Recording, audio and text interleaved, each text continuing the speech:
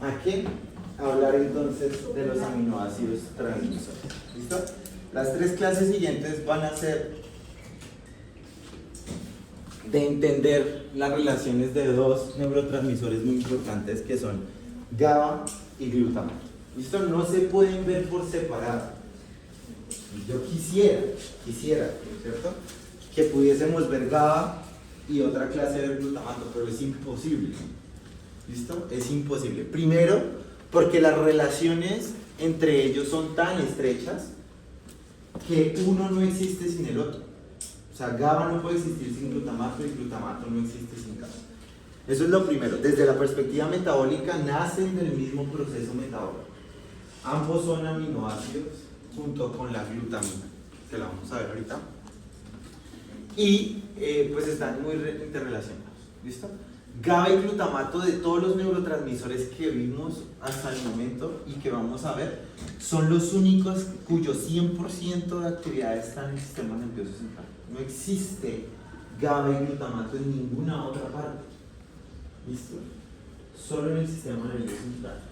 Y solo ahí, pues es donde funcionan específicamente. Bueno, a nivel del glutamato, pues también otra cosa por la cual no se puede ver es que uno es la contraparte del otro. ¿Listo?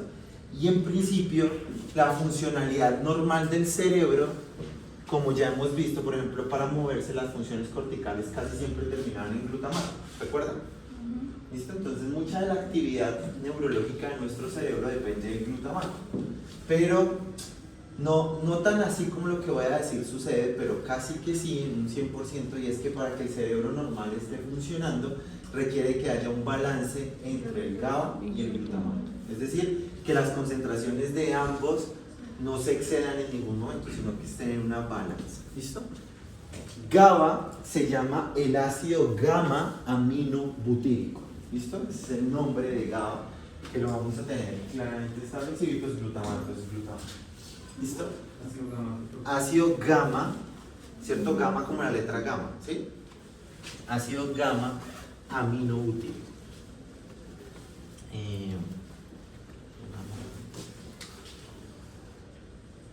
Cuando servía.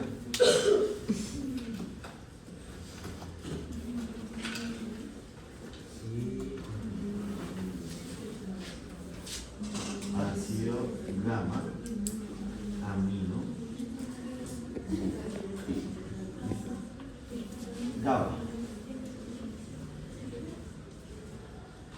Listo. GABA es el aminoácido neurotransmisor inhibitorio más importante en el sistema nervioso central, sino el único que existe.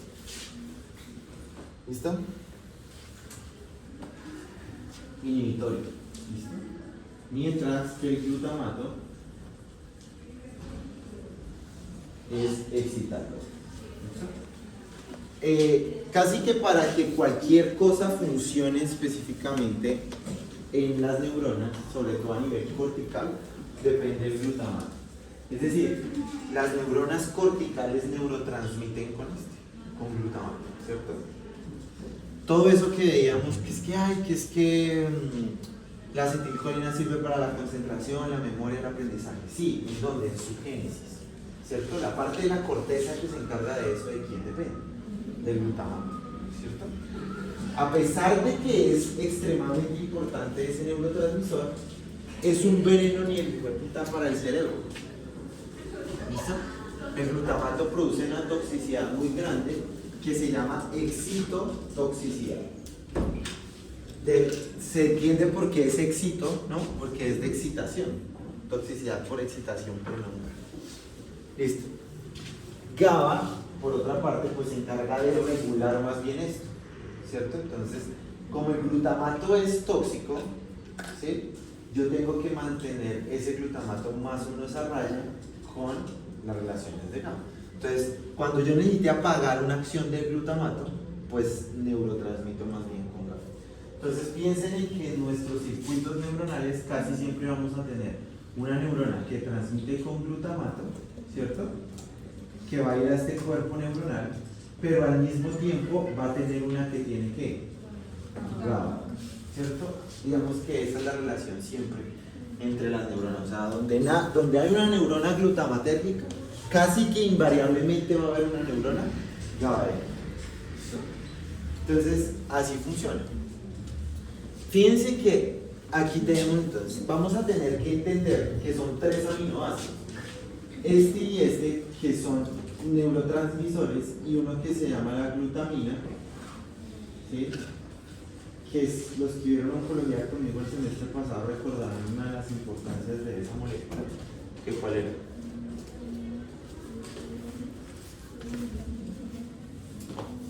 ¿Cierto? Cuando vimos el efecto Warburg y no sé qué vainas, ¿no hablábamos de la glutamina? ¿Se acuerdan? Que la utilizaba como fuente de energía las células tumorales. Bueno, fíjense que esos 3, entonces existen 2 ciclos. Bueno, 2 ciclos que en realidad son uno y que podríamos decir el ciclo de GABA, glutamina, glutamato. ¿Listo? Metabólicamente los 3 es eso. Recuerden que siempre empezamos en cómo se produce el neurotransmisor.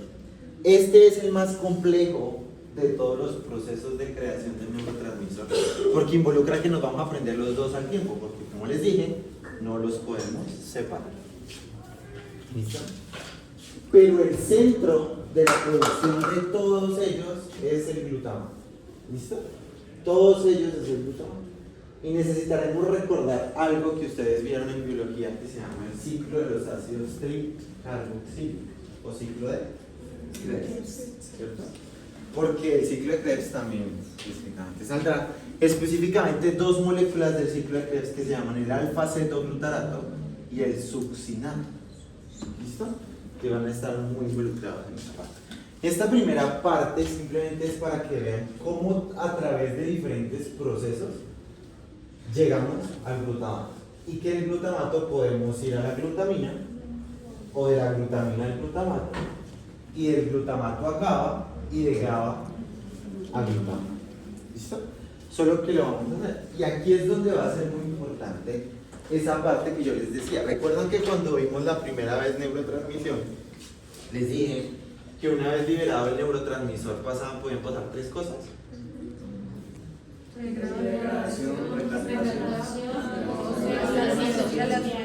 Aquí es donde ese berraco astrocito tiene una función muy importante.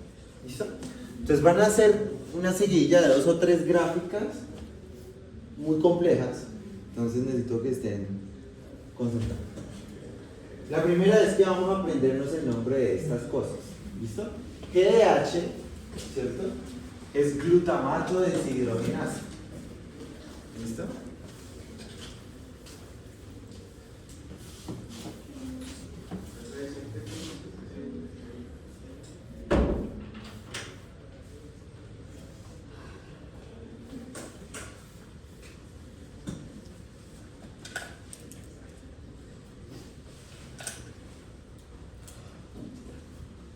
¿Listo? Glutamato deshidrogenasa. Esta se llama descarboxilasa del ácido glutámico. ¿Listo? Descarboxilasa del ácido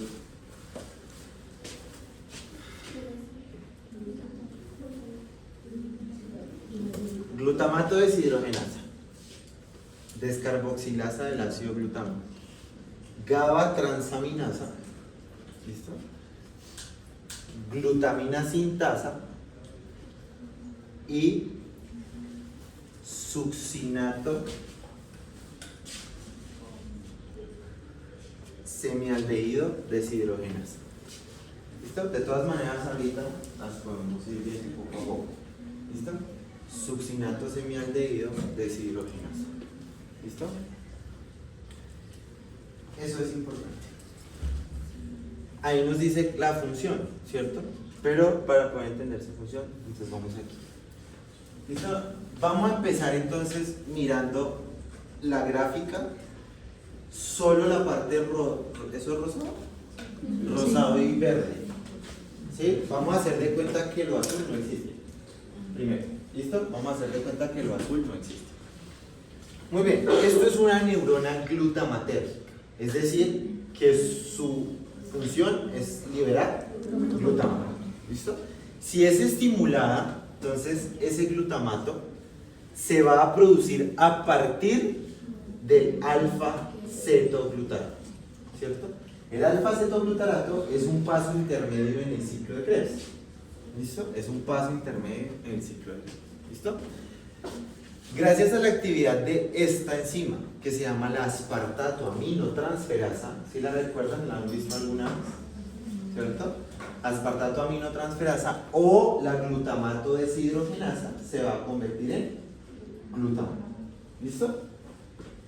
Se va a convertir en glutamato. Pero ella misma también lo puede volver a alfa-cetoglutarato. Muy bien. Ese glutamato entonces sale. Fíjense que producir glutamato es muy fácil, ¿cierto? Bueno, aquí, ¿sí? Esperen a ver para dejarlo claro, ¿sí? Aquí, de todas maneras ya lo vamos a ver ahorita, pues se tiene que meter a la vesícula, ¿no? ¿Sí? ¿Cómo se llamará la proteína que lo mete en la vesícula?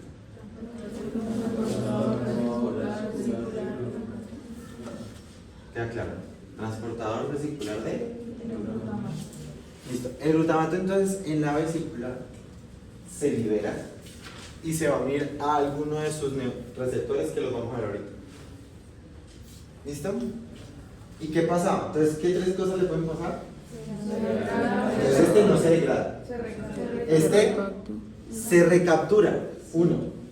¿Cómo se llamará? GLT, transportador de glutamato. ¿Listo? GLT es el transportador de glutamato. Lo recaptura. O tres, ¿se va a dónde? A la estreptofienes. Nuevamente está involucrado ese transportador. O tengo este, ¿cierto? Que está ahí. Esta imagen que está aquí, por eso no les estoy diciendo que se aprendan GLT1, porque se acuerdan que por allá en alguna imagen se llamaba así. Transportador de aminoácidos excitatorios. ¿Listo? Porque esta imagen me gusta mucho, pero el problema es que es en ratones. ¿Listo? Así se llaman las proteínas en ratones. EAAT1 es el GLT1 que está ahí y EAAT2 es ese GLAST que está ahí. ¿Sí? Entonces puede introducirse al astrocito a través del transportador de aminoácidos excitatorios del tipo 1 o el transportador de aminoácidos excitatorios del tipo 2. ¿Listo? Este se llama EAAT1 y este se llama EAAT2. ¿Listo? Solamente es eso. Muy bien. ¿Y cómo terminaba la acción de un neurotransmisor generalmente? Se degradaba enzimáticamente, ¿cierto? Pero recuerden ustedes que muchos de esos que se degradaban primero tenían que llegar a la neurona nuevamente, ¿cierto? A la presináptica, como por ejemplo pasaba con la norepinefrina o la dopamina para que COMT o MAO lo degradan. Pues aquí es casi lo mismo, lo único es que ese glutamato, recordemos que se sabe que el aspartato aminotransferasa, la glutamato deshidrogenasa, pues lo puede volver a meter al ciclo de Krebs en forma de alfa-cetoglutarato. O sea, si yo necesito que ya no haya más glutamato, pues lo meto al ciclo de Krebs. ¿Listo? O, más fácil todavía, ¿sí? Convertirlo en glutamina. ¿Listo? La enzima que lo convierte en glutamina se llama glutamina sintasa. ¿Listo? O glutamina sintetasa. Glutamina sintasa. ¿Listo? Glutamina sintasa o glutamina sintetasa. Esa glutamina, ¿cierto? Se va a ir por estos transportadores, ¿cierto? Que se llaman transportadores de aminoácidos neutros acoplados al sodio. ¿Listo? Eso que está aquí, SNAP, se llaman transportadores, ¿sí?, de aminoácidos neutros acoplados al sodio. ¿Sí? Sodium coupled, no sé qué. ¿Listo? Transportadores de aminoácidos neutros acoplados al sodio. ¿Listo? Entonces, o va a salir o va a entrar. ¿Listo? O sea, ese es el transportador para poder salir o para poder entrar. ¿Listo? Esa glutamina sirve para evitar el exceso de glutamato. ¿Listo? Cuando esa neurona vuelva a necesitar glutamato, lo puede obtener de dos formas. O sea, cuando esta vuelva a necesitar glutamato, lo puede obtener de dos formas. Una, metiendo esa glutamina, ¿sí?, y convirtiéndola en glutamato, o del alfa-cetoglutamato. Esa glutamina que entra a la neurona glutamatérgica para convertirse en glutamato, la enzima que lo hace se llama la glutaminasa activada por fosfatos. ¿Listo? Glutaminasa activada por fosfatos. Entonces la glutamina lo convierte en glutamato. Y se cierra el ciclo. ¿Ya? Se cierra el ciclo. Esto es importante porque cada una de esas cosas las podemos modificar farmacológicamente. O sea, yo nunca les enseño nada si no va a ser relevante desde la perspectiva. Cada proteína que yo les enseño, ¿sí? Aunque en el glutamato no va a ser tan relevante, en GABA sí. En GABA sí que va a ser muy importante. ¿Listo? ¿Queda claro esta parte de la gráfica? ¿Sí? Entonces, neurona glutamatérgica que decide crear glutamato, entonces lo hace por glutamato deshidrogenasa o por la aspartato aminotransferasa, ¿cierto? El glutamato se mete en la vesícula, sale y puede ser recaptado o metido en el astrocito por el transportador de aminoácidos excitatorio. Si lo mete en el astrocito, ese glutamato o se convierte en alfa-cetoglutamato para meterse en el ciclo de Krebs, o se convierte en glutamina. ¿Quién lo convierte en glutamina? Una enzima que se llama glutamina sintasa, ¿cierto? Esa glutamina sale por este transportador, ¿cierto?, se llama SNAD, y puede volverse a meter en la neurona glutamatérgica cuando la glutaminasa activada por fosfato lo convierte en glutamato. ¿Listo? ¿Claros hasta ahí? Esa es la primera parte de la gráfica. Ahora vamos a ver la gráfica como si la parte rosada no existiera, sino que solamente es lo azul y lo verde. Aquí digamos que las enzimas no importan tanto, pero aquí sí. ¿Listo? Aquí en este lado casi que cada enzima tiene un fármaco, casi que cada proteína tiene un fármaco. ¿Listo? Entonces en la clase de mañana, que son anticonvulsivantes, ¿cierto?, vamos a ver todos esos fármacos. Listo, entonces volvemos a lo mismo. Esta neurona es GABAérgica, o sea que transmite ¿con qué? Con GABA. ¿Listo? GABA. ¿Qué pasa si esta neurona necesita hacer GABA? ¿Cómo la produce? Pues ya aprendimos que el GABA viene del glutamato. ¿Y cómo hacía una neurona glutamatérgica para iniciar la producción del glutamato? ¿De dónde? Del ciclo de Krebs. Listo, entonces también tiene ciclo de Krebs. ¿Listo? Alfa-cetoglutarato, entonces lo mismo. ¿Cómo se llamaban estas enzimas? Transferasa o glutamato deshidrogenasa. Lo convertí en glutamato. Listo. Ese glutamato ahora necesito convertirlo en ¿qué? GABA, porque esta es una neurona que GABA descarboxilasa. ¿Cómo les dije que se llamaba? Deshidrogenación. Ácido glutámico. ¿Listo? Descarboxilasa del ácido glutámico. ¿Listo? Descarboxilasa del ácido glutámico lo convierte en GABA. ¿Listo? GABA. Muy bien. GABA entonces se tiene que encapsular, ¿cierto? Meter en la vesícula. ¿Quién? De GABA.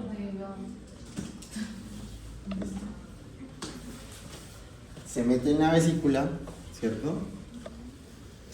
Y luego se libera. ¿Qué pasaba con un neurotransmisor cuando ya terminaba su acción?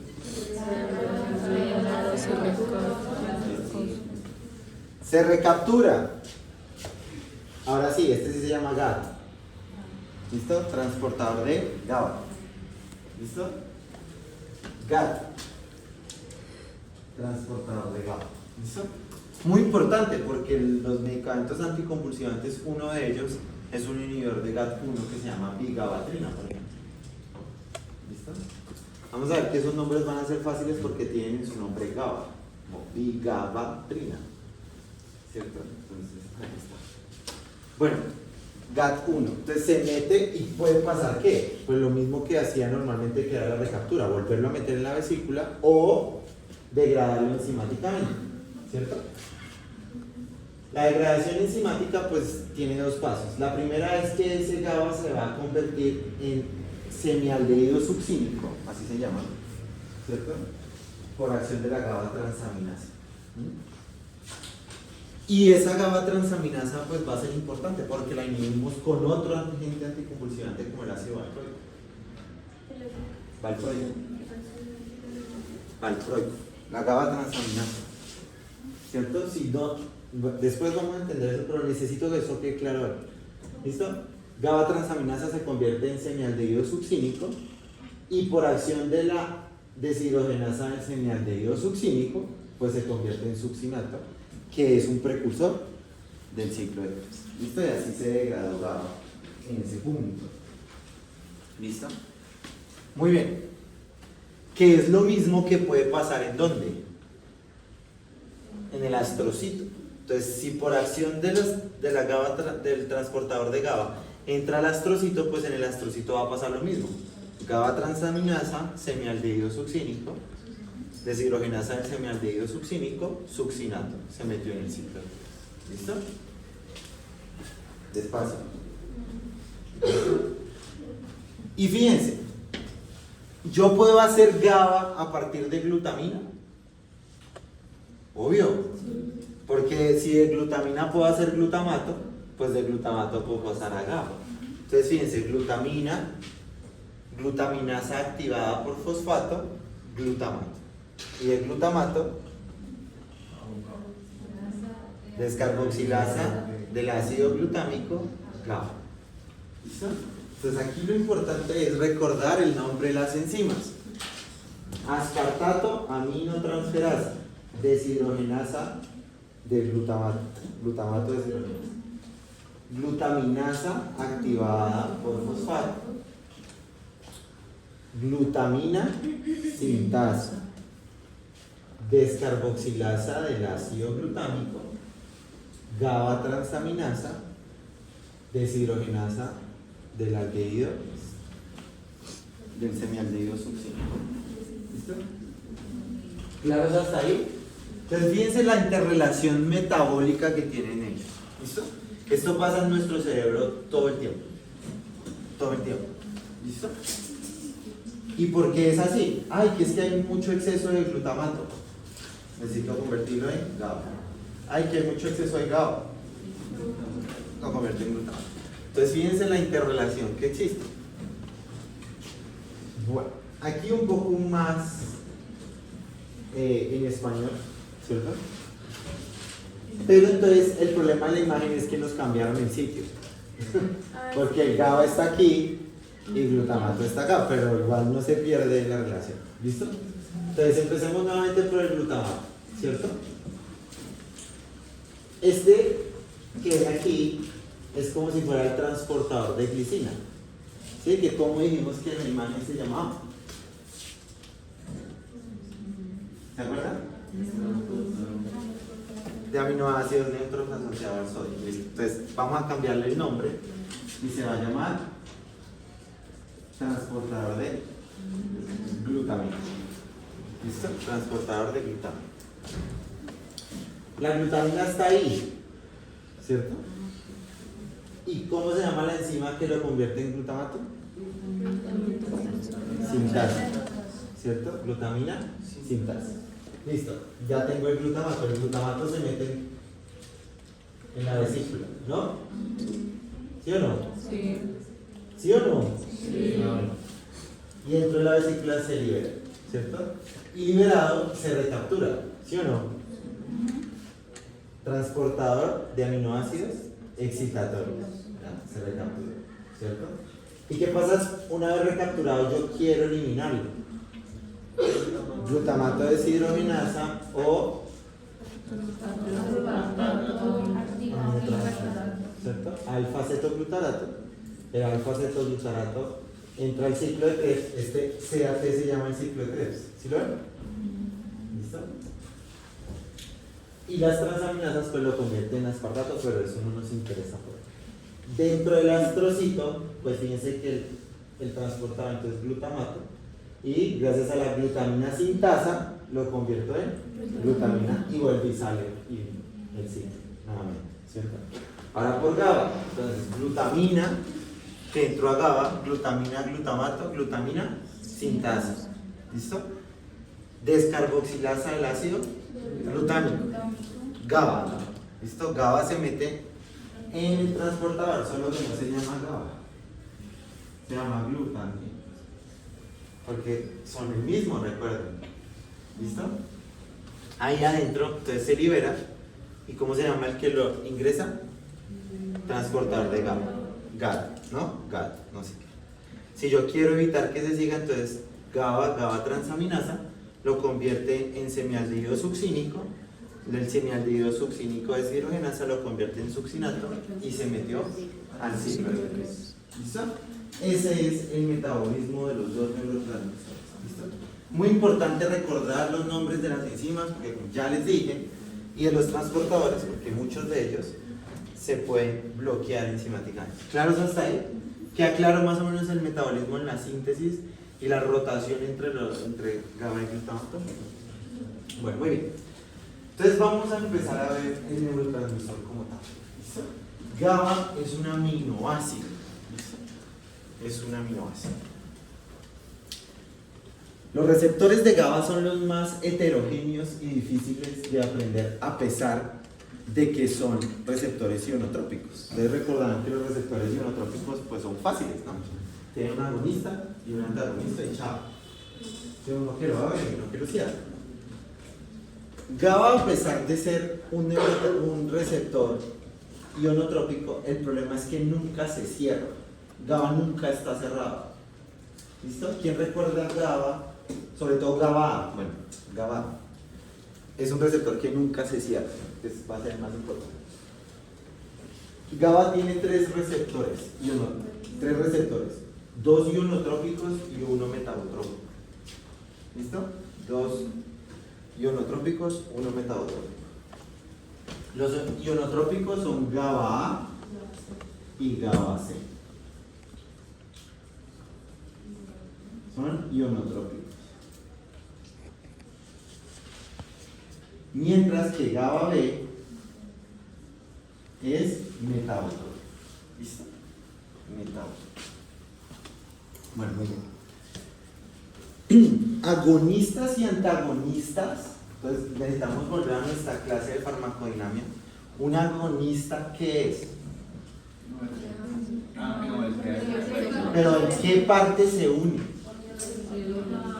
¿En qué parte del receptor se une? No, en el sitio ortostérico. O sea, para yo hablar de un agonista es porque se une al mismo sitio donde GABA se une. ¿Sí me entienden? Y un antagonista, ¿a dónde se une? También nosotros. Agonistas y antagonistas puros de GABA casi no hay. O sea, de hecho, no hay. ¿Sí? Hay uno, pero se utiliza en experimentación y se llama el mucimol. Un agonista de GABA. O agonista de GABA. ¿Cierto? Mucimol. Y existen agonistas de GABA B. Este es agonista de GABA A. Hay un agonista de GABA B que ese es el único fármaco que yo les puedo decir que existe y que es agonista sobre los receptores de GABA, que se llama el baclofeno. ¿Listo? Baclofeno. ¿Listo? Una de las funciones más importantes del receptor de GABA es producir relajación muscular. ¿Listo? Recuerden que es que inhibitorio, ¿no? Entonces, en anestesia, cuando nosotros damos anestésicos que actúan en GABA, buscamos este efecto también. Relajante muscular. ¿Listo? Relajante muscular. Una de las funciones de GABA, específicamente de GABA B, es relajante músculo. ¿Listo? Relajante. El agonista de GABA B, el único agonista de GABA B que existe se llama baclofen. ¿Listo? El baclofen. Luego está la picrotoxina, ¿sí? Y la bicuculina, que son toxinas. ¿Listo? Son toxinas que funcionan como antagonistas puros de GABA A. Toxinas, ¿sí? Picrotoxina.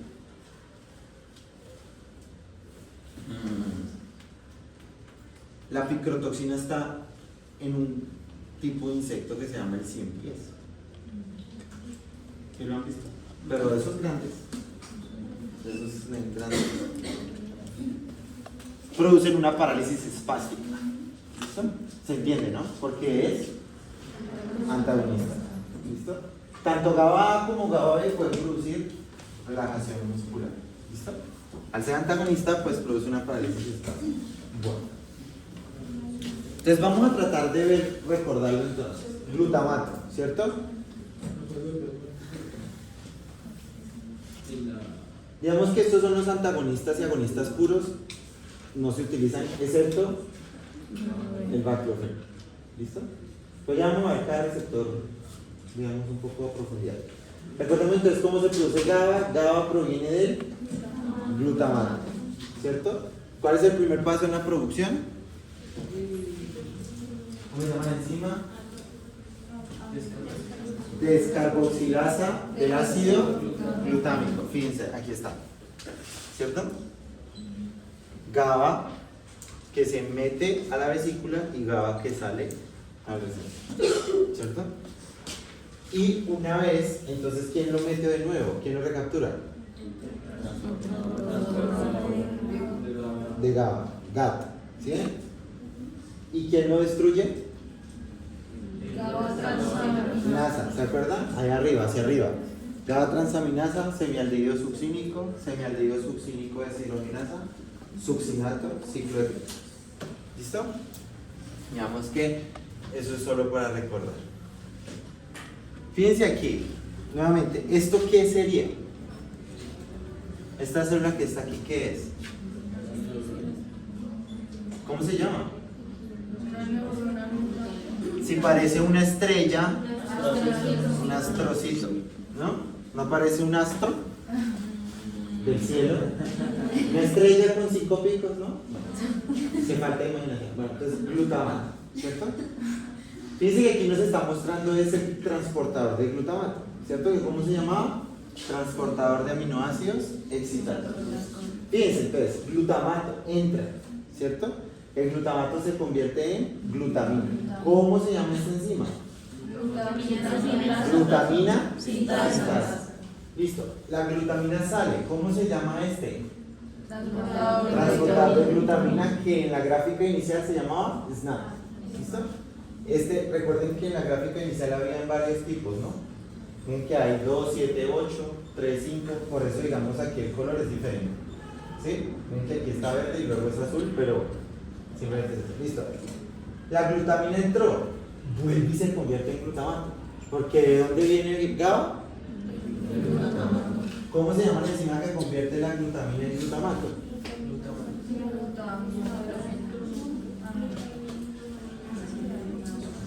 Glutaminasa activada por fosfatos. ¿Listo? Muy bien. Glutamato está aquí. Ahora el glutamato se va a convertir en GABA. ¿Listo? ¿Cómo se llama la enzima? Descarboxilasa del ácido glutámico. El ácido valproico es un medicamento que promueve la actividad de esta enzima. Es un activador de la descarboxilasa del ácido glutámico. El ácido valproico, por ejemplo. ¿Listo? GABA entonces entra y se une a alguno de sus receptores. ¿Sí? Cuando termina la acción, entonces lo mete ¿quién? GAT. ¿Sí ven? GAT. Y aquí GABA-T. ¿Cómo se llama esta enzima? GABA transaminasa, que va a ser inhibida por el ácido valproico y por la bigabatrina. ¿Sí?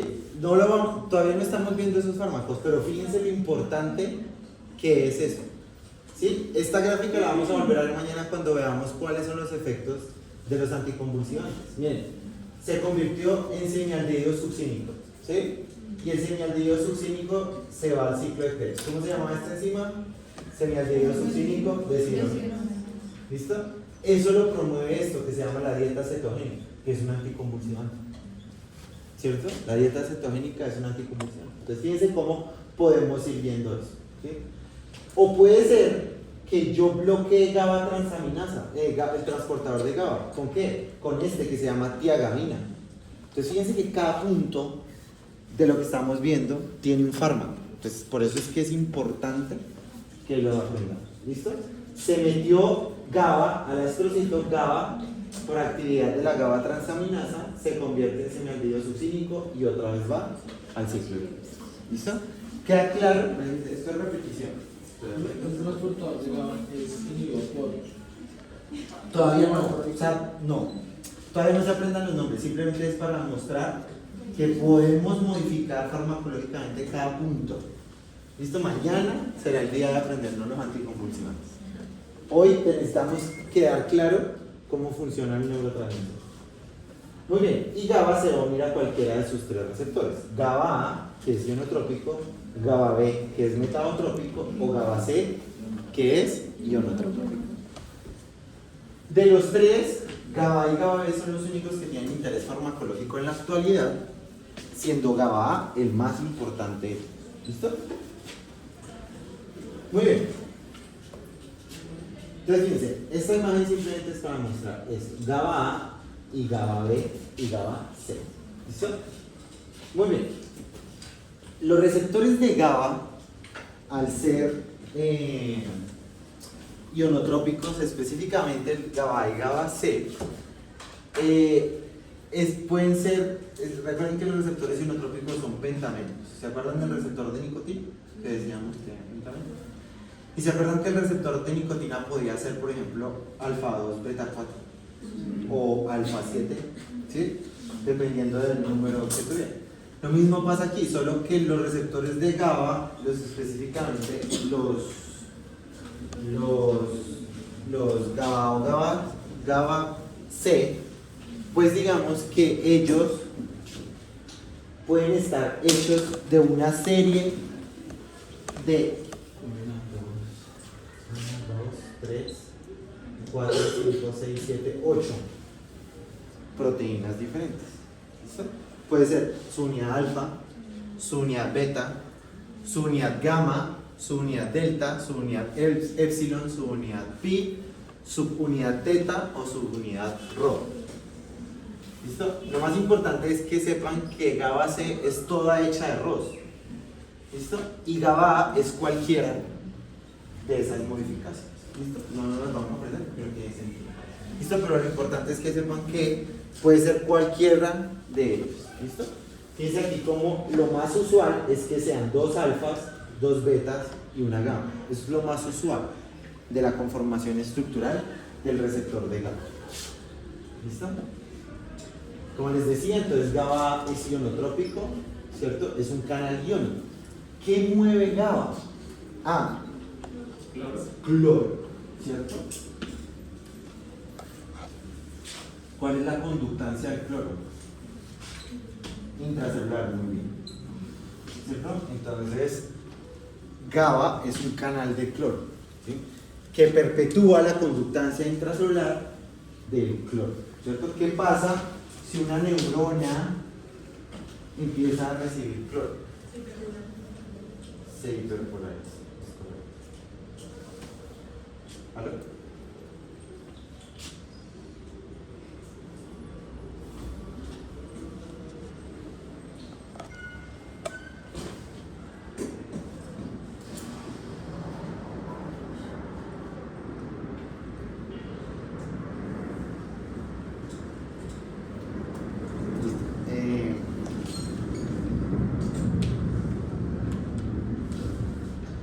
Listo, entonces eso.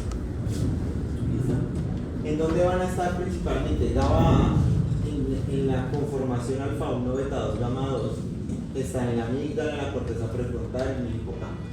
En la conformación alfa 2, beta 3, gamma 2, por ejemplo, en la amígdala, hipocampo, así sucesivamente. ¿Listo? Lo más importante es entender eso. Entonces, fíjense cómo aquí nos están mostrando que hay agonistas y antagonistas específicamente. Ya los vamos a ver. Pero de GABA A específicamente solo existe un antagonista. De GABA A solamente existe un antagonista. Que se use, pues. Sí, porque ya vimos que había la picrotoxina y la bicuculina, que son las toxinas del cien pies. Sí, pero no se utilizan, pues. ¿Listo?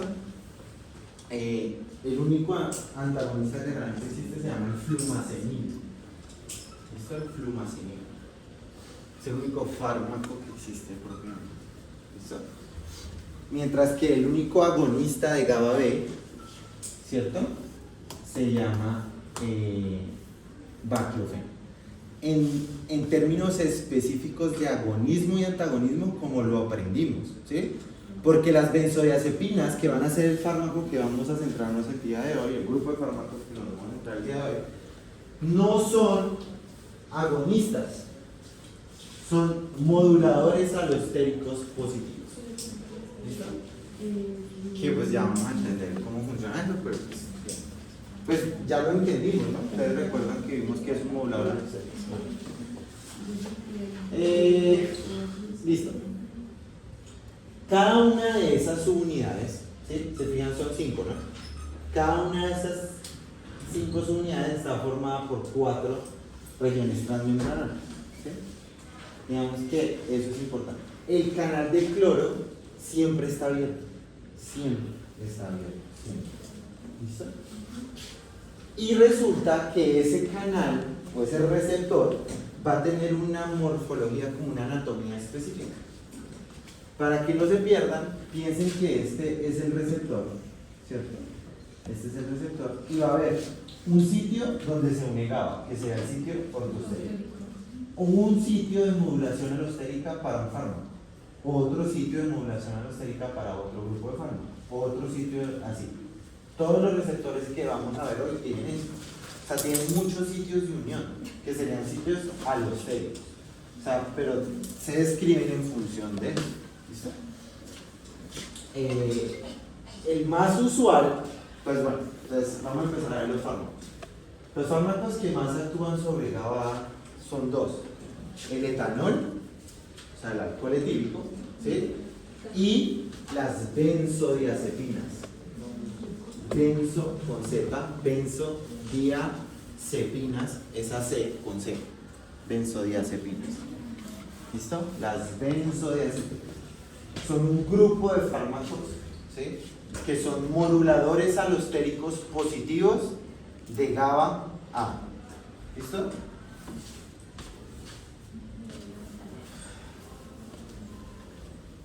El STEM, generalmente para reconocerlos, es que terminan en AM.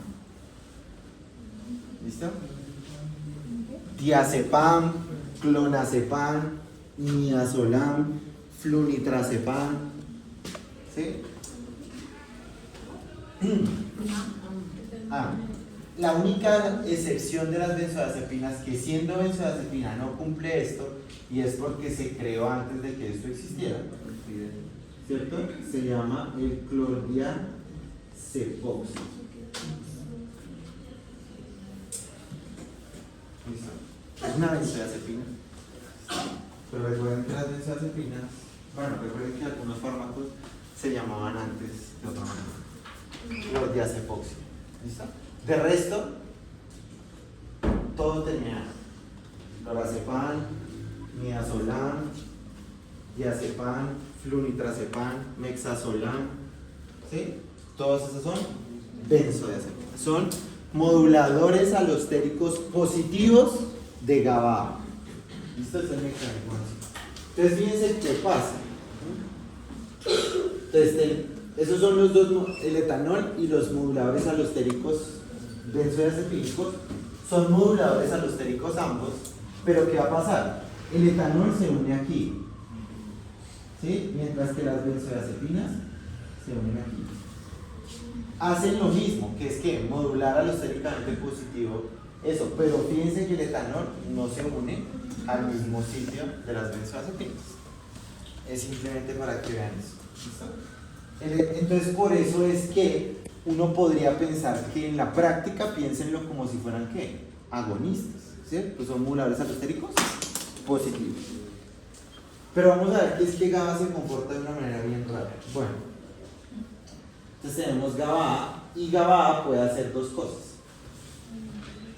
Una inhibición fásica, que es la que está haciendo todo el tiempo, porque GABA todo el tiempo está abierto. Entonces pensemos en que GABA nunca se cierra, es un canal que todo el tiempo está, ¿cierto? Entonces esa entrada de cloro va a mantener una fase de inhibición fásica, que se llama eso, ¿cierto? Una inhibición fásica. ¿Qué significa eso? Pues es la inhibición necesaria para mantener ¿qué? El equilibrio, es lo que necesita para mantener el equilibrio. Es decir, que en nuestras neuronas todo el tiempo está entrando cloro, todo el tiempo está entrando cloro, todo el tiempo está entrando cloro. Pero como está al mismo tiempo abiertos los canales de sodio y de los otros iones, pues no se despolariza. Entonces pensemos que, digamos, este cloro está entrando, es decir, está entrando -1 por una inhibición ¿qué? Fásica, que es lo que estamos viendo, ¿sí?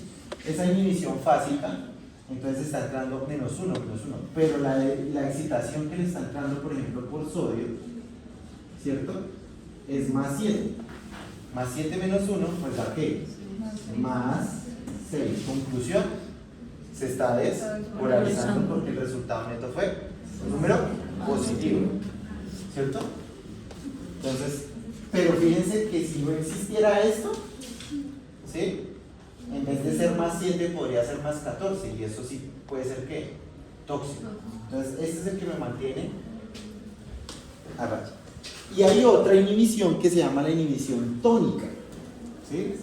Que es cuando ya se abre por un modulador alostérico.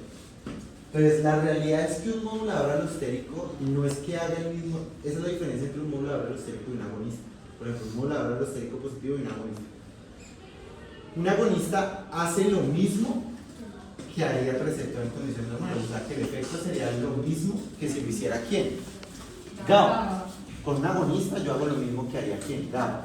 Con un modulador alostérico hago 20, 50, 100 veces lo que GABA haría. Eso es simplemente, esa es la diferencia principal con un modulador alostérico. Entonces, ¿qué pasa? Si yo utilizo un modulador alostérico, en vez de estar entrando -1, entran -100. ¿Sí? -100 más 7, pues da un número extremadamente negativo. Por lo tanto, las benzodiazepinas tumban al que sea. ¿Sí? La primera fase de la anestesia general se hace con midazolam. Listo. Por eso ese efecto es tan rápido, eso dura segundos, porque es tónico. ¿Listo? Rápido, ya. Y fíjense, entonces, si yo le pongo como una anatomía a eso, ¿sí? Aquí están todos los moduladores alostéricos y los agonistas y antagonistas del GABA.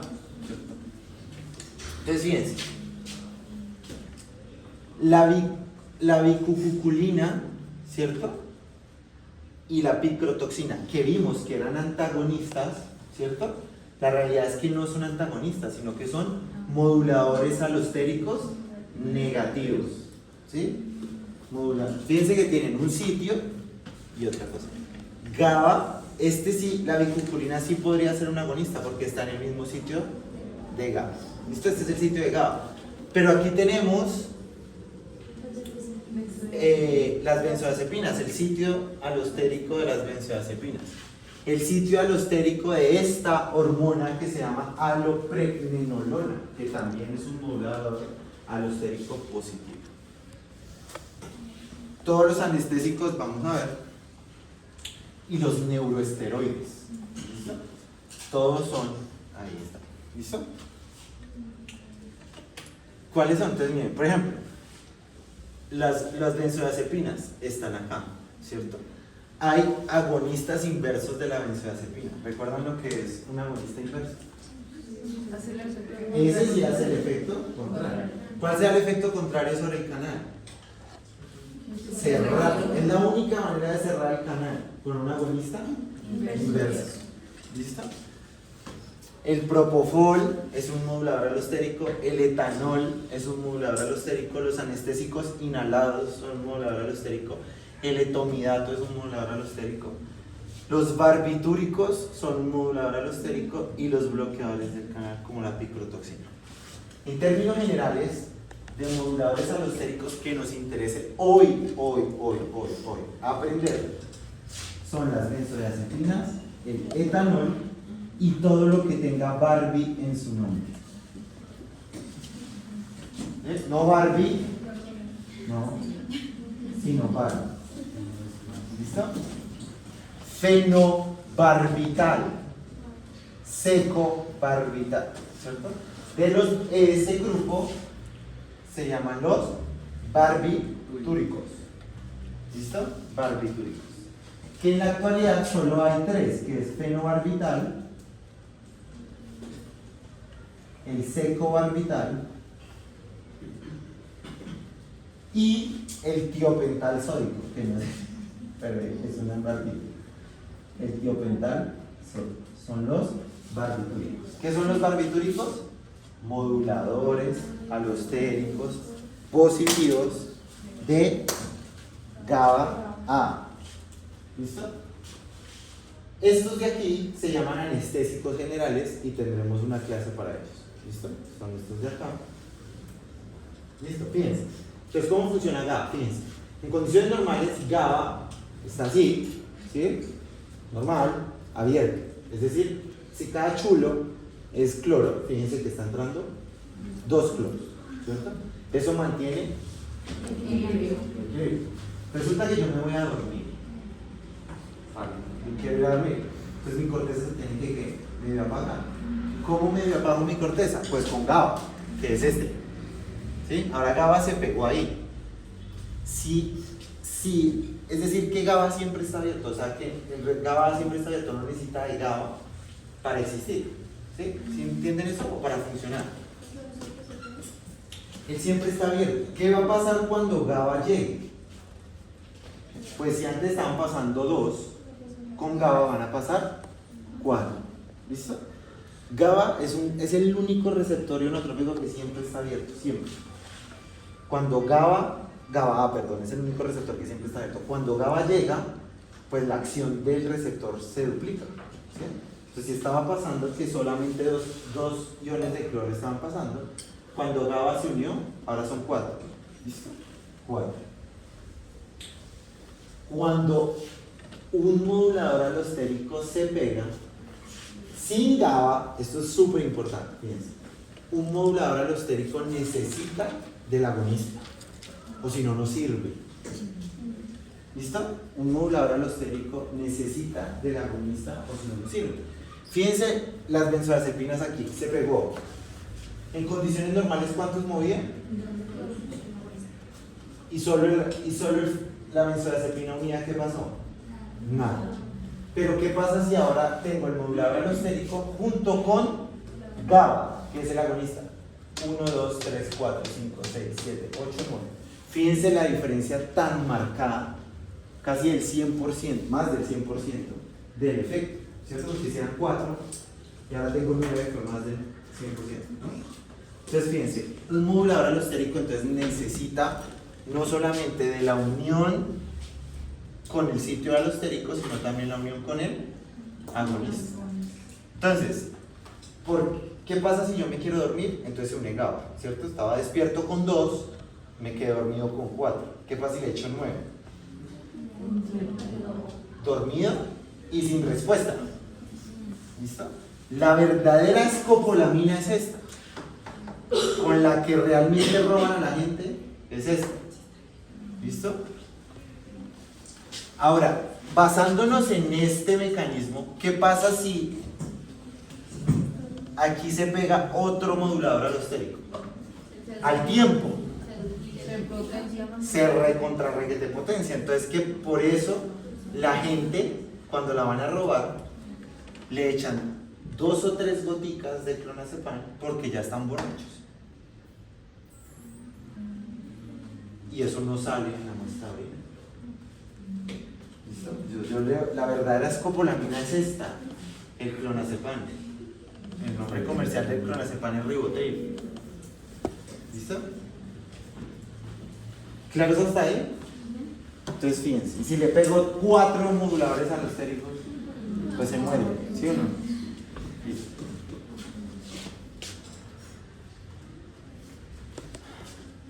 Flumazenil es ¿quién? Antagonista, que en realidad es modulador alostérico negativo, de GABA. Fíjense. Entonces, ¿qué pasa? Que yo puse benzodiazepina. El flumazenil solo sirve para una cosa en este mundo, y es para revertir el efecto de las benzodiazepinas. O sea, yo le puse benzodiazepinas a alguien y quedó frito, se me fue la mano, ¿cierto? Antes de que se muera le pongo ¿qué? Flumazenil. ¿Listo? Eso es lo que normalmente yo hago. Entonces llegan allá drogados y ¿qué? Flumazenil. Se despierta. ¿Listo? Entonces eso pasa. Pero fíjense, si normalmente si estaba pasando 1, 2, 3, 4, 5, 6, 7, 8, 9, el flumazenil ¿qué hace? Desplaza, ¿sí?, a la benzodiazepina, se pega al sitio donde la benzodiazepina, pero deja de estar pasando. No. De hecho, cuando yo le pongo flumazenil a un paciente, se recupera, pero no es que o sea, ¿listo? Vamos a ver que las benzodiazepinas, sobre todo, vamos a ver los efectos bien grandes a nivel cardiovascular y demás cuando lo veamos como anestésico, específicamente el midazolam, que bajan la presión arterial, bajan la frecuencia arterial, ¿cierto? Pero es más por efecto de aquí, ¿cierto? ¿Qué pasa si yo fundo con GABA las neuronas del locus ceruleus? Pues no hay noradrenalina, ¿sí o no? Y si no hay noradrenalina, pues no hay tensión, no hay frecuencia, y se entiende por qué baja la frecuencia cerebral. Por eso, ¿cierto? Por la inhibición de las neuronas del locus ceruleus que transmiten con noradrenalina, ¿cierto? Porque una persona bajo el efecto de las benzodiazepinas pierde la memoria. Pues porque si yo inhibo las neuronas que transmiten con acetilcolina en el sistema nervioso central, que la acetilcolina es excitatorio, dependiendo, ¿cierto? Pues ¿qué va a pasar? Pues no recuerdo nada de lo que sucedió. ¿Ya? ¿Estamos viendo? ¿Claros hasta ahí? Entonces, y esto también nos recuerda a cómo funcionaba con GABA y glutamato lo del sistema extrapiramidal. ¿Sí? ¿Se acuerdan? Bueno. Listo. ¿Queda claro entonces la función del glutamato? Del GABA, perdón, del receptor GABA. GABA es el más importante. GABA solo nos importa el baclofeno, que es un agonista, ¿listo? Que produce. El baclofeno se utiliza para las enfermedades espásticas. Entonces, ¿qué enfermedades espásticas? Bueno, ya habíamos hecho esa pregunta antes. ¿Ah? No, el polio es parálisis clásico. ¿Ah? No. La esclerosis lateral amiotrófica, ¿se acuerdan? La esclerosis múltiple y demás. Básicamente el baclofeno es para la esclerosis lateral amiotrófica. ¿Listo? Bueno. Listo, glutamato. ¿Listo? Aquí por ahora solo nos aprendimos 3 fármacos, que son los moduladores alostéricos, que son benzodiazepinas, barbitúricos y etanol. ¿Listo? El mecanismo de acción del alcohol es este. Por eso uno queda ahí tirado en una cama, ¿sí o no? El vómito es por otra cosa. Es por serotonina y es porque recuerden que la sangre llega de aquí y se produce. Bueno, muy bien. Entonces, eso. ¿Listo? Potencian la apertura del canal de cloro y generan mayor despolarización de las neuronas, inhibiéndolo. ¿Listo? Sea cual sea la neurona.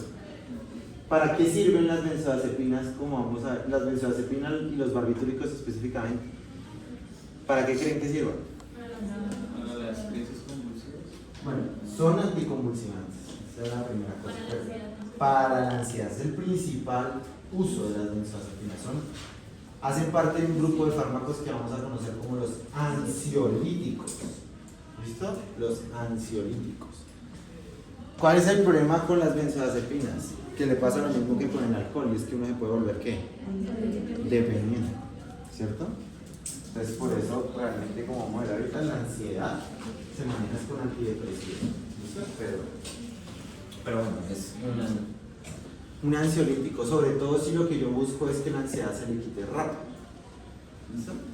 El diazepam fue el primero que generó eso y la historia del diazepam es interesante, pero no la vamos a ver ahorita. Vale. Entonces, glutamato. ¿Listo? Glutamato. Bueno, el diazepam, el nombre comercial es Valium. Valium, ¿sí lo han escuchado alguna vez? ¿No? Del lorazepam es Ativan. ¿Lo han escuchado alguna vez? Ativan. ¿Sí? Del midazolam es Dormicum. ¿Nunca lo han escuchado? Bueno, así. Son los nombres comerciales que me sé. Hay uno nuevo que es ese hijo de puta fármaco fue sacado. Ese sí fue sacado del culo. Es un modulador alostérico positivo inverso de GABA. Sí, se llama Mexazolam. ¿Listo? Mexazolam. Ese tiene menos, por ser inverso, tiene menor que efecto adverso de volverse dependiente. Esto es Mexazolam.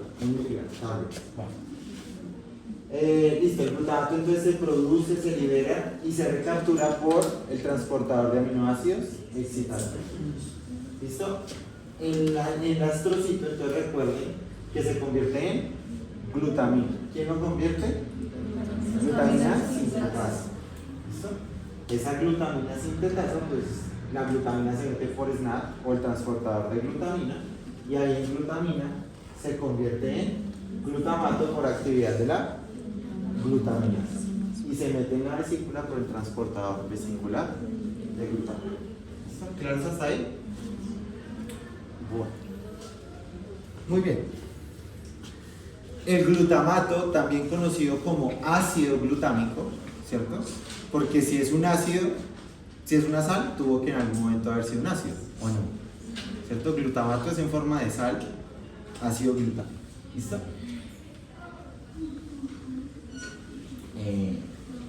Listo.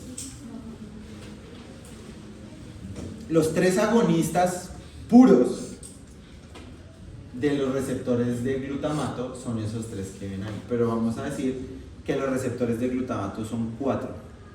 ¿Listo? 1 metabotrópico, 3 ionotrópicos. Estos son los receptores de glutamato. 1 metabotrópico y 3 ionotrópicos. El más fácil pues es el metabotrópico. ¿Por qué?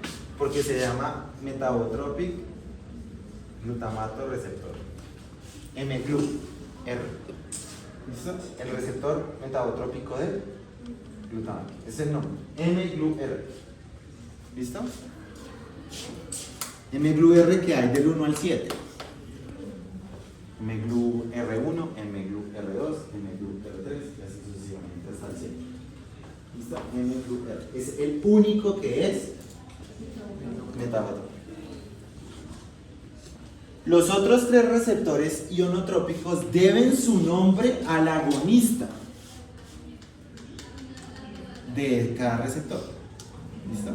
De la misma manera que el receptor muscarínico se llamaba muscarínico porque el agonista era la muscarina y el nicotínico se llama nicotínico porque el agonista es la nicotina, pues aquí reciben esos nombres. Entonces, el primer nombre del receptor de glutamato ionotrópico es el NMDA, N-metil de aspartato. ¿Listo? N-metil de aspartato. Es el primer nombre del receptor ionotrópico. ¿Listo?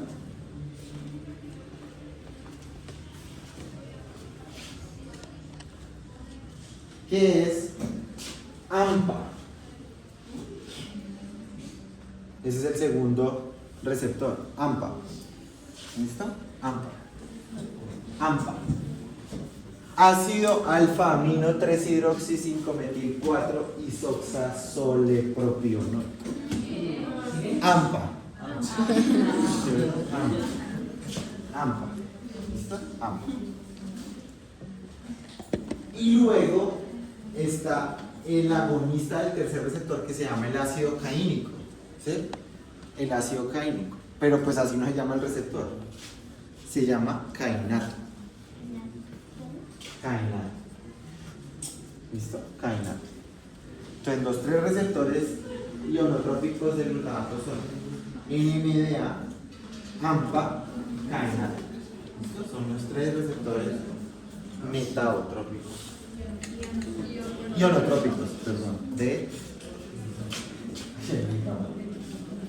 ¿Listo?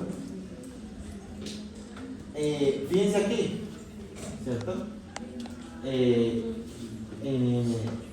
¿Listo? ¿Qué pasa? El glutamato, aunque solo está en el sistema nervioso, puede estar en el sistema nervioso periférico. ¿Sí? Ese sí puede estar en el sistema nervioso periférico.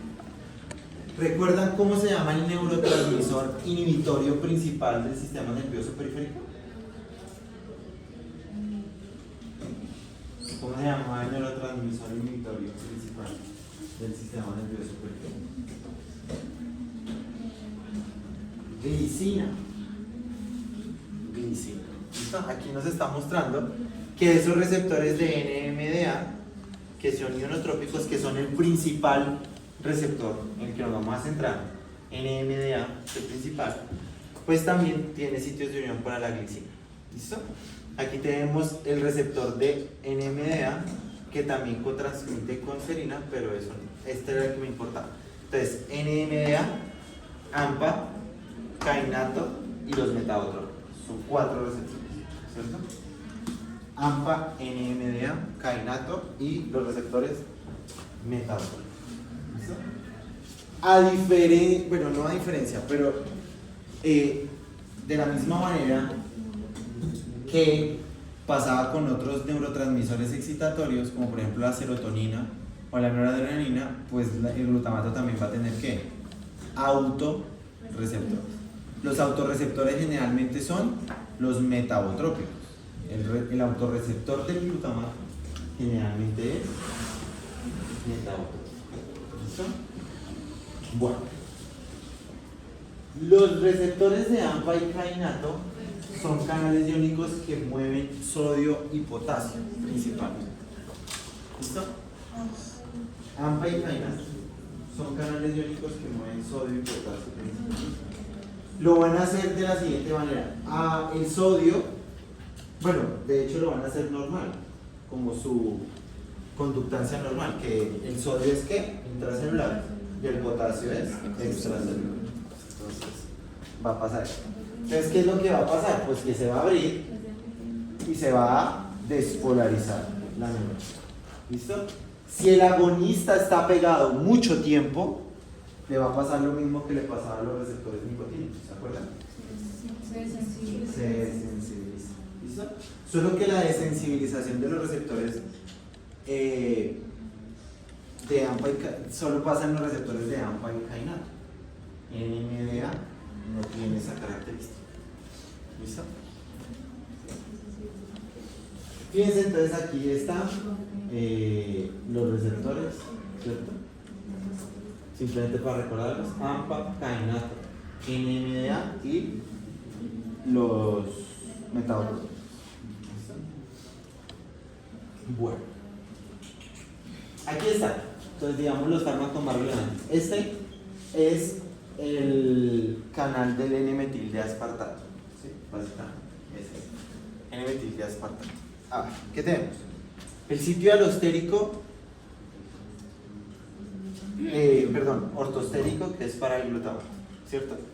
Tenemos inhibidores o de alguna manera antagonistas que son moduladores alostéricos negativos, que son el zinc principalmente, el zinc, ¿listo?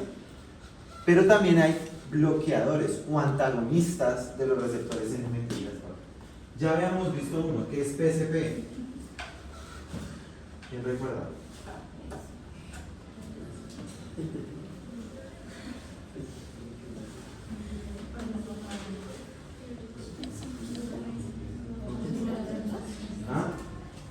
¿Polvo de ángel? ¿No lo vimos? Feniciclidina, ¿no? Polvo de ángel. Es un antagonista del receptor NMDA. El otro antagonista bien importante del receptor NMDA se llama el magnesio. ¿Listo? El magnesio. Ya entendimos que todo, en general las enfermedades neurodegenerativas ¿Cuáles enfermedades neurodegenerativas hemos visto? Alzheimer, Parkinson, depresión, ¿cierto? Todas al final van a tener un exceso de glutamato.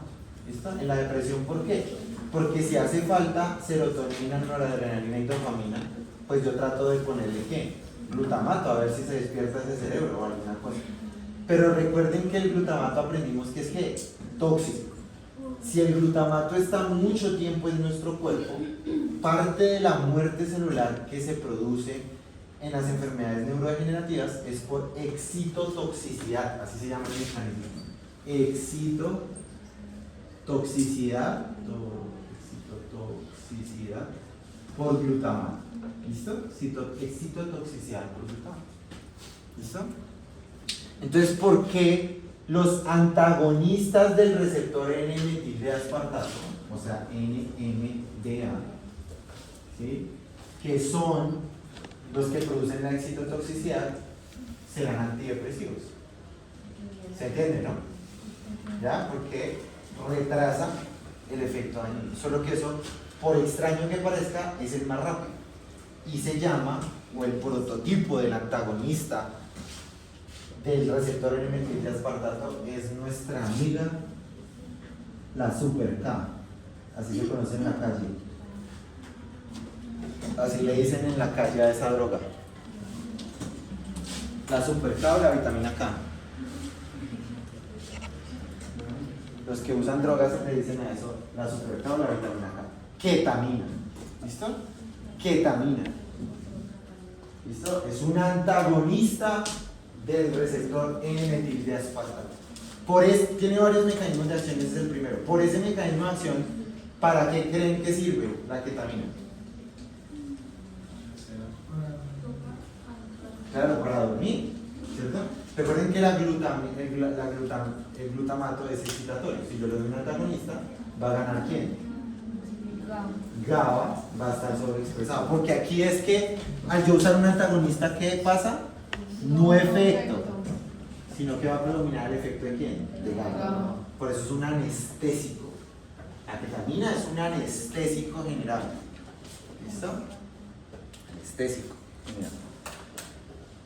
Aparte, por su efecto agonista del receptor 5-HT2A, también es un agonista del receptor 5-HT2A, o sea que es un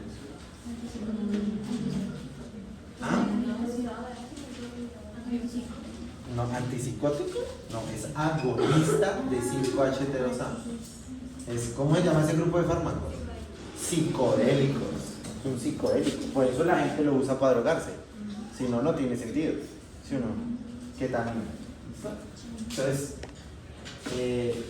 bueno, ¿qué más hace? La ketamina también es y por ese efecto del 5-HT2A también lo hace sobre 5-HT1B, y entonces produce una anestesia que se llama disociativa. ¿Sí? La ketamina lo usaba este país que ya no existe, la Unión Soviética, ¿sí? Y de la ketamina salió ese cuento del suero de la verdad. ¿Sí? Cuando la ketamina en la clínica, pues normal, digamos en urgencias, se utiliza para reducir luxaciones. ¿Sí? Por ejemplo, tiene una luxación de hombro, esa mierda habla muchísimo. Yo le pongo ketamina y bueno, dice no. Pero en el periodo en que la ketamina hace efecto, ese man nos dice cuál es la cuenta bancaria, sueña, si la mujer está ahí, empieza yo no me metí con ella.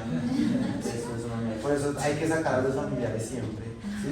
Porque no saben, no, de verdad, uno no sabe qué cosas va a decir, ¿sí? Porque eso empieza uno a soltar vaina y se mete en unos viajes. ¿Listo? Es supremamente psicodélica, la ketamina es muy psicodélica. ¿Listo? Entonces cuando uno le pone ketamina a esa vaina, ¿listo?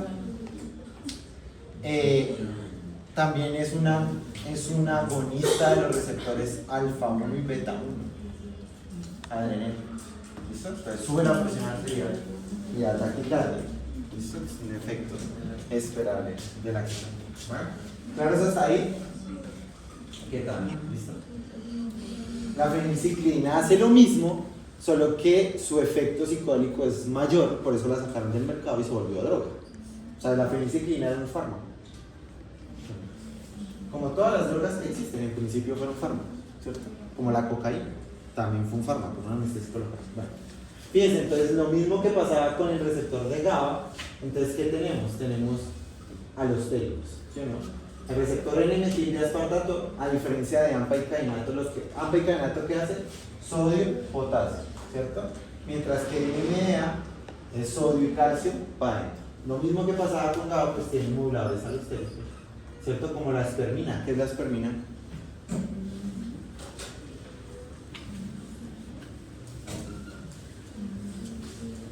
¿No saben? La proteína que genera la contractilidad de la cola del espermatozoide. El magnesio y el zinc son antagonistas, ¿cierto?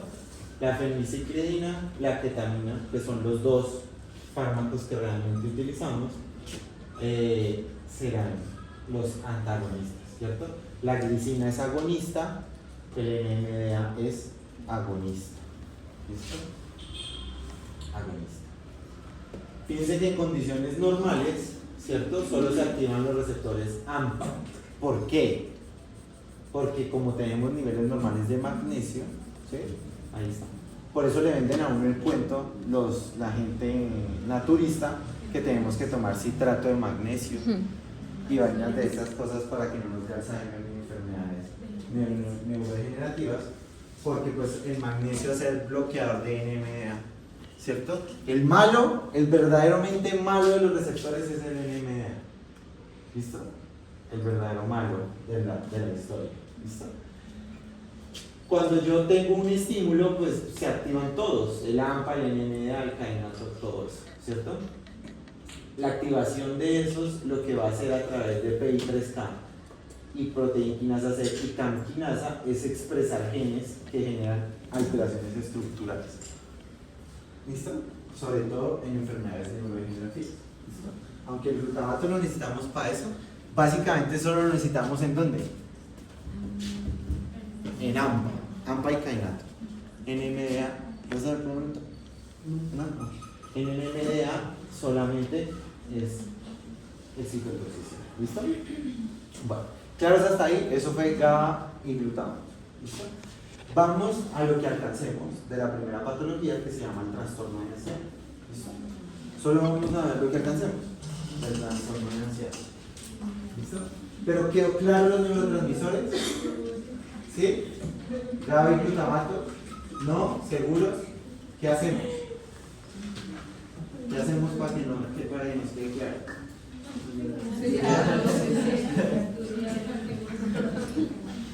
Listo.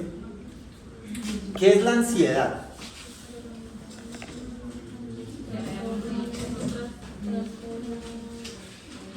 ¿Qué es la ansiedad?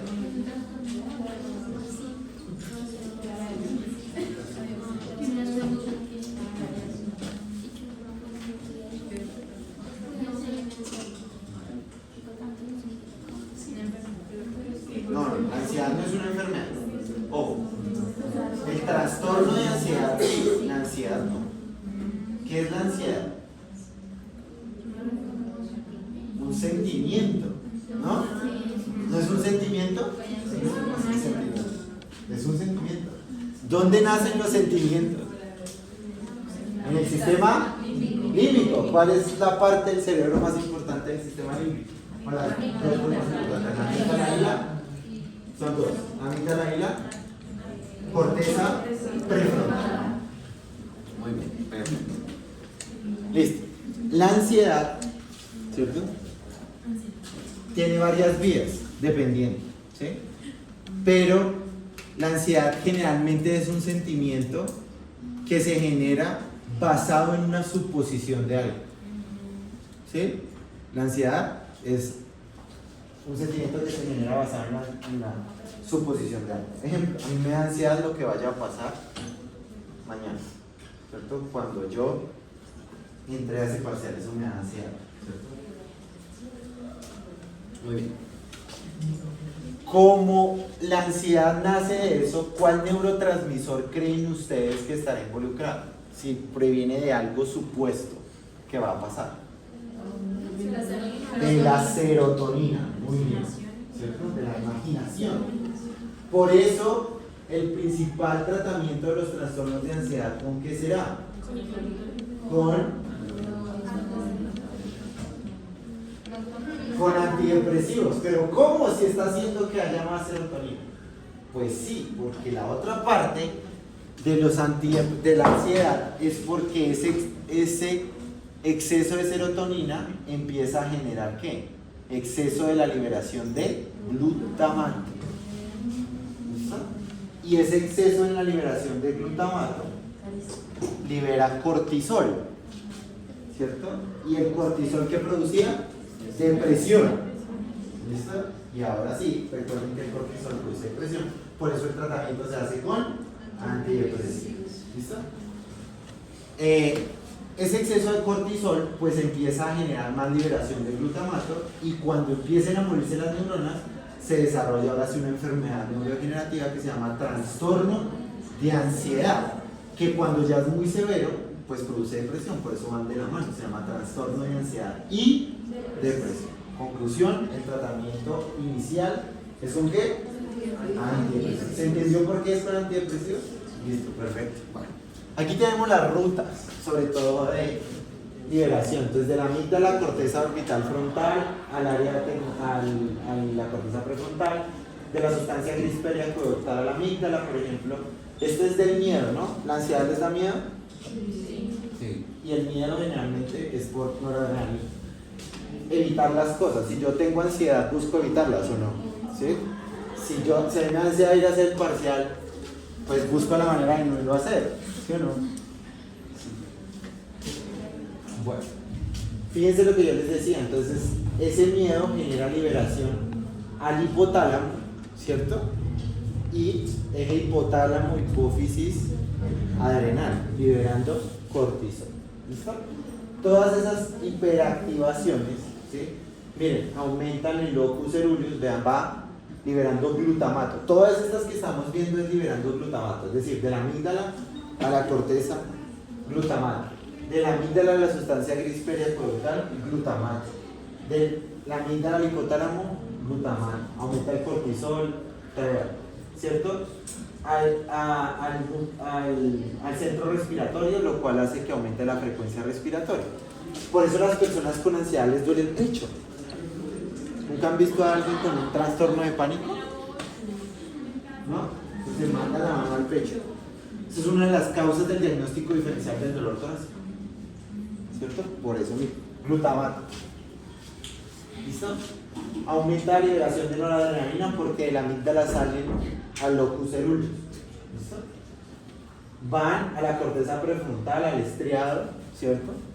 Y entonces, como es una persona, si van al estriado y el glutamato, recuerden que tenía que llegar allá para que se activara la vía extrapiramidal, ¿cómo es una persona ansiosa?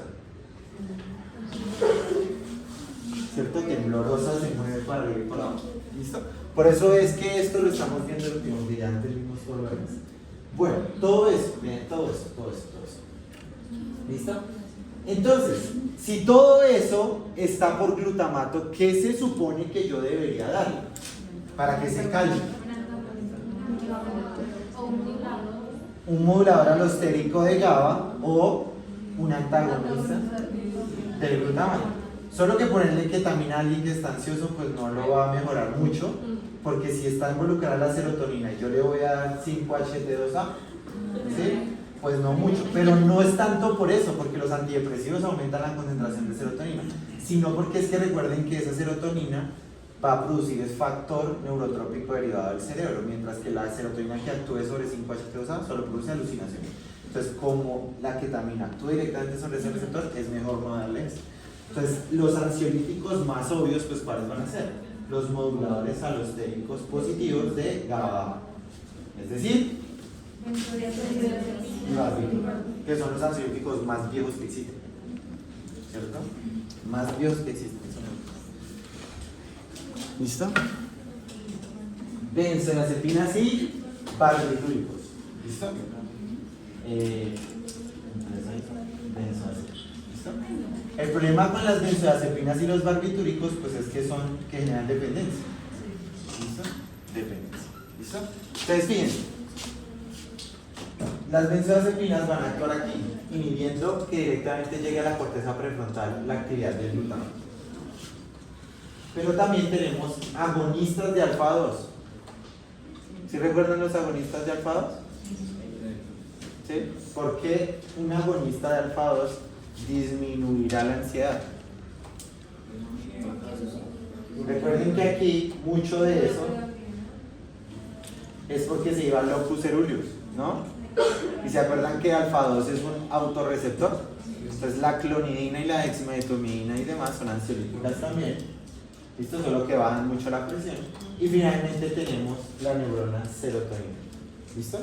Que el principal mecanismo de acción es porque recuerden que el receptor 5-HT1B regula la liberación de otros neurotransmisores, entre esos el glutamato. Entonces, si no se libera glutamato, pues eso. ¿Y cómo activo ese receptor 5-HT1B? Pues con un agonismo. ¿Cómo hago el agonismo? Pues con agonistas del receptor de serotonina, como la buspirona, ¿se acuerdan? Que es un ansiolítico. O con antidepresivos, porque al bloquear SER hay más serotonina que se puede unir a los receptores 5-HT1B y disminuye la liberación de glutamato. Esos son los 3 agentes terapéuticos para el trastorno de ansiedad. ¿Listo? Esto es para el... No, ya, listo. Eso no. ¿Listo? Y mañana, entonces, vamos a ver anticonvulsiones. ¿Listo? Trastorno de ansiedad es lo más fácil, porque ya vimos serotonina, porque ya vimos noradrenalina, y el glutamato, pues.